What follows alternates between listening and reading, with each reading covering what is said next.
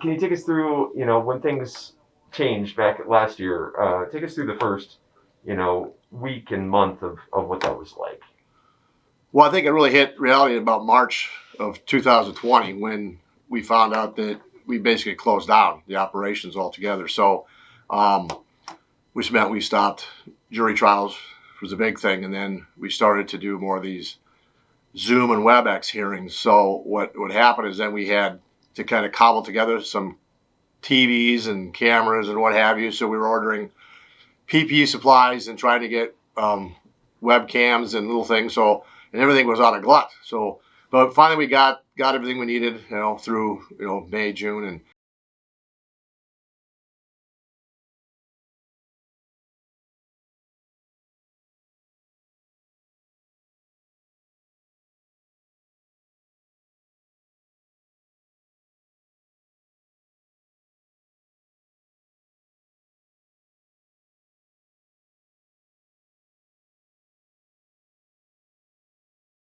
at that time we still were closed down and we're trying to rent facilities, have jury trials, and do things. But at the end of the day, every place we tried, they assumed they were going to get up and running again. And of course, that didn't happen. So what happened was we ended up going to, the county got some CARES Act money. So we went down to the county board in August of last year and asked for $650,000 to do about 4 or 5 different initiatives, including the county owned a vacant building across the street, the old OHA building, which they now call the Douglas County Court Annex.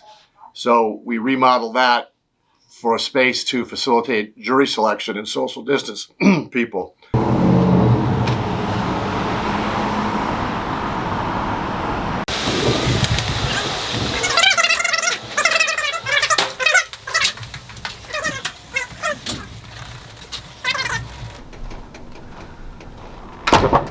Okay. And then what they'll do is when they get screened, then there's jury selection on the second floor. Okay. They come back around, either come around, take the steps up.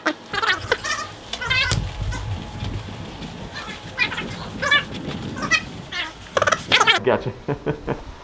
So here's the 3 viewing rooms we have for if you want to watch. This is for closed circuit. So this Yeah. there's 3 rooms. We got 3 rooms here to do this. Like you saw in the conference room on the 4th floor. Same thing. We've had like that murder trial we had last month. It was we had the victim's family, one, and the defendant's family, and the other one. Right. And we have sheriff. Of course, we have sheriff staff. These are all under cameras that go back to control 1, which is the security. So do you have to kind of just be ready for that to happen, or do they have to put in a request? I want to watch, or? Well, we just have the bail vast attorneys, and we generally assume that they're going to be someone. Yeah.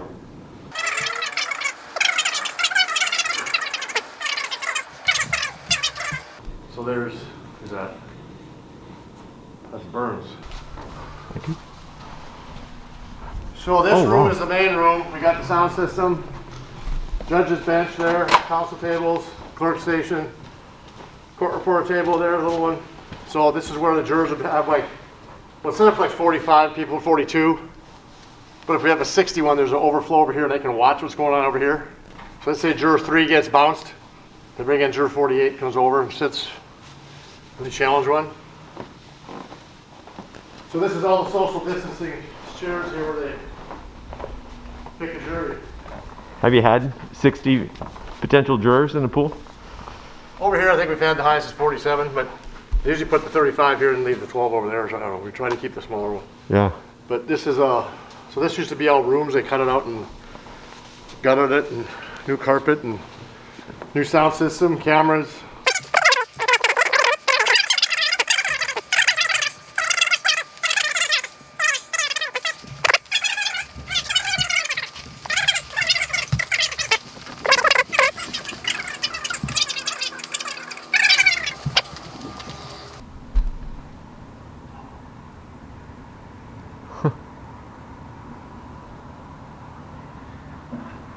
Testing 1 2 3. Testing. Testing 1 2 3 4 5. Testing 1 2 3 4 5. Testing.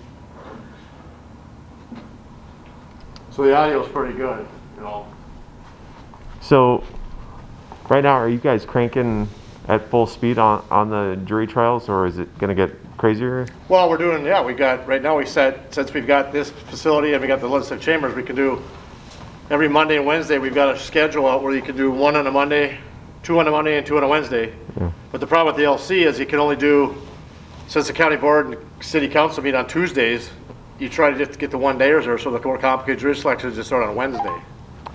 Oh, okay. And and that has the capacity to hold 80 people, Yeah. social distance. Over here, we can only maximize this at probably, we planned 75, but realistically, it's probably more like 60. Yeah.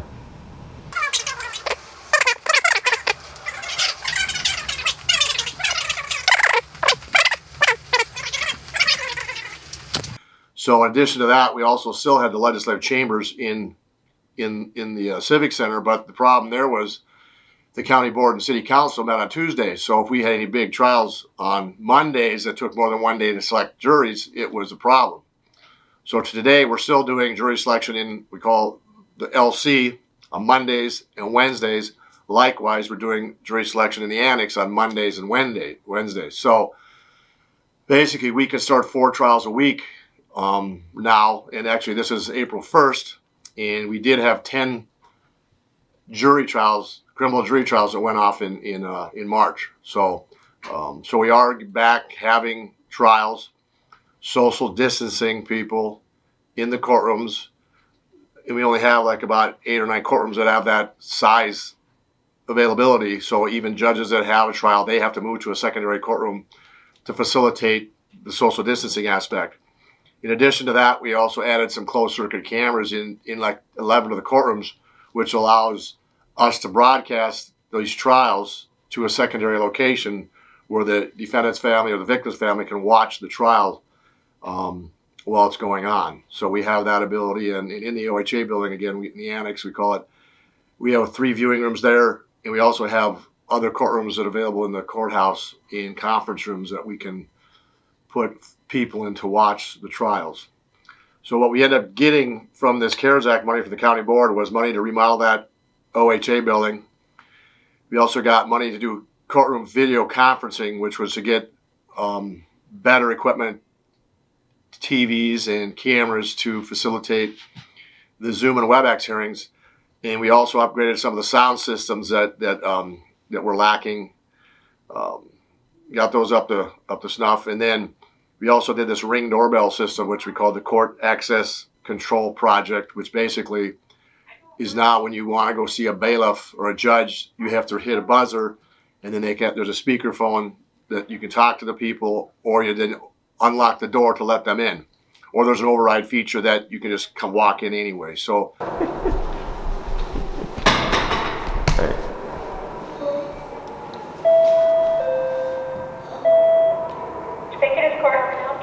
yeah, I'm here for an 11 o'clock hearing.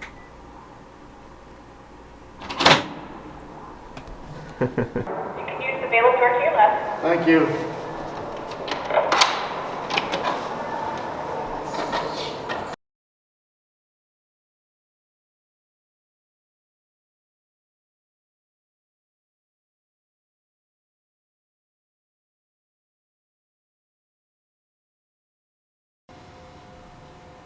Wait, what? So can you splice that in with the closed circuit to get a different No. angle? Okay. No. See the closed circuit, see there's the level up there, Yeah. camera? Right. What trials are going on today? Dirt. But they're not, they do jury selection, aren't they?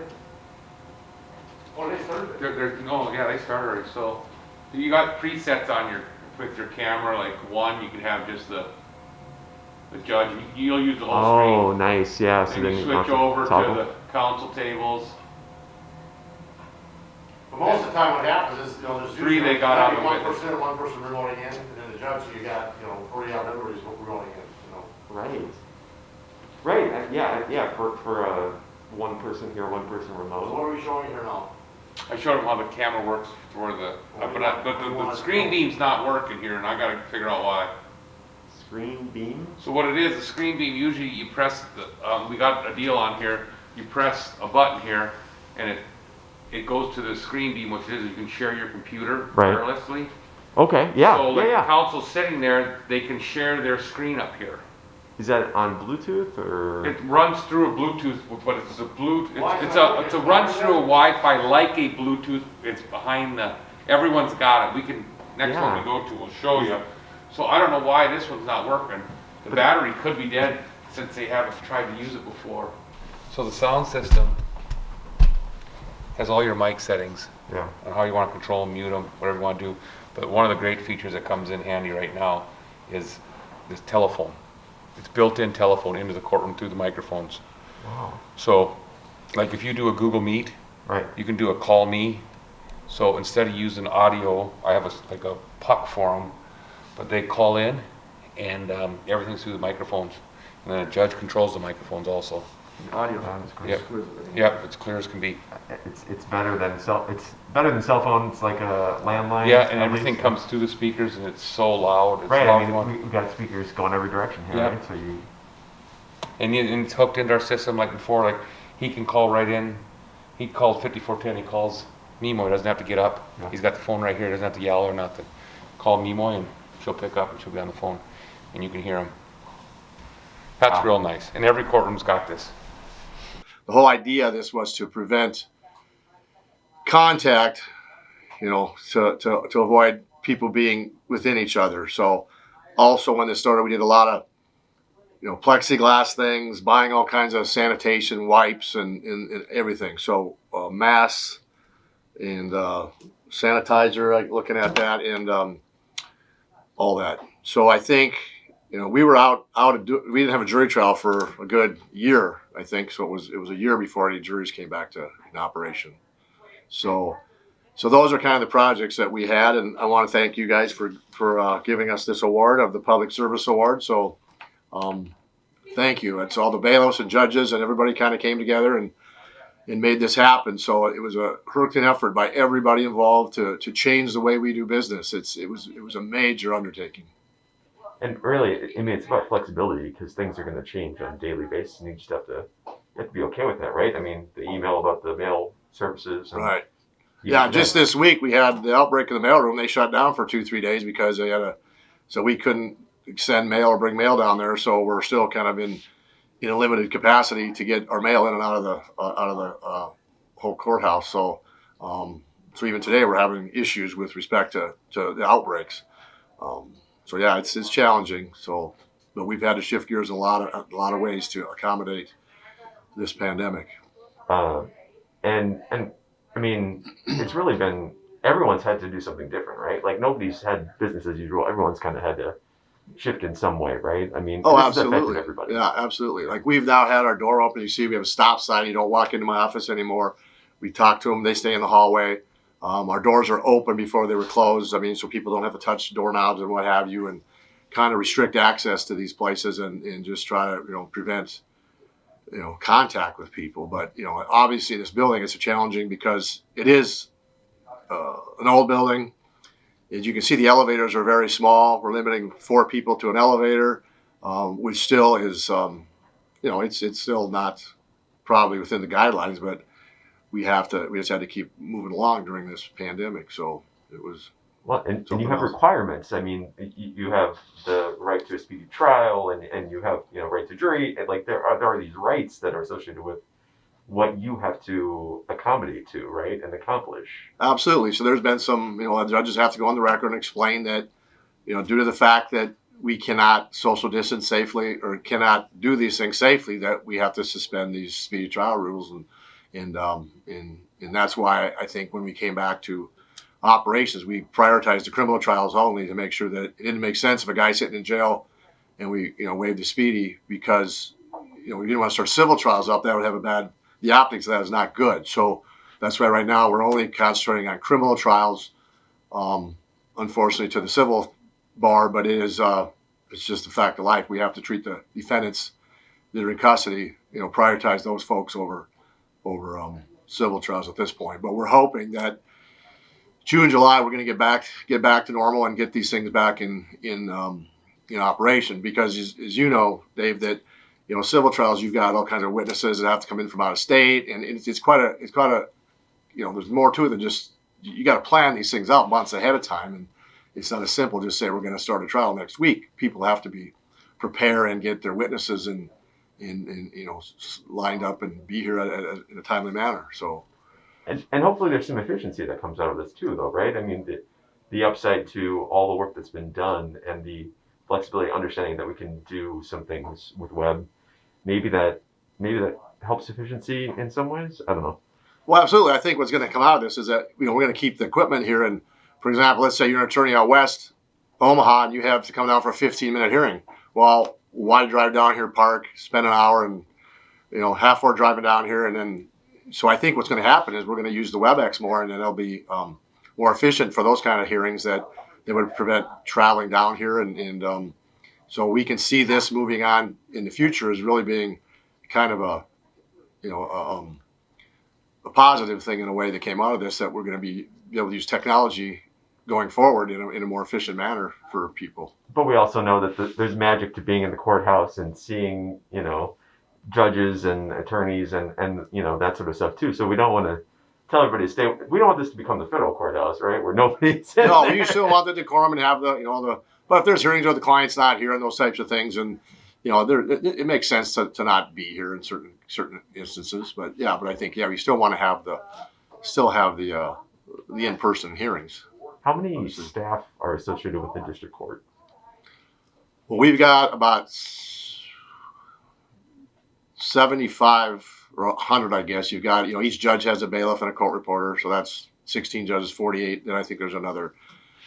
The drug court has about 10 staff. I have about 5 staff. We have 6 or 7 law clerks, and then conciliation court. So I think I'd say about 100 staff are in the district court itself. Wow. So, and I mean, you guys are moving forward. Like there's no saying we can't do this, right? I mean, it's got to be, all right, let's do it. You just can't say, Judge Wheelock, I appreciate that you want this to happen. You got to accommodate, right? You have to make that happen. You're a solutions guy. Yeah, we have to go. It was one of those. Yeah, we can't. People still need the court services. You can't just shut down. It's amazing how the need's there. I mean, people are still committing crimes. People are still getting divorced. People are slip and falls. It's still happening. We can't just. You have to keep the spigot moving. And I guess that's my last question is, how's volume coming in right now compared to where it's been in the past? Are there less filings? Are there about the same filings? Are there more now that people think that it's opening up? How does it kind of compare to pre-pandemic, do you think? Well, to be honest, I don't know, but I don't see any. I think it's about the same. Yeah. I guess I haven't did the research on it, but I don't see any real differences. Yeah. Without looking at the numbers, but I see that it's still moving along. Still need lawyers. Still gotta get to court, right? Correct. All right.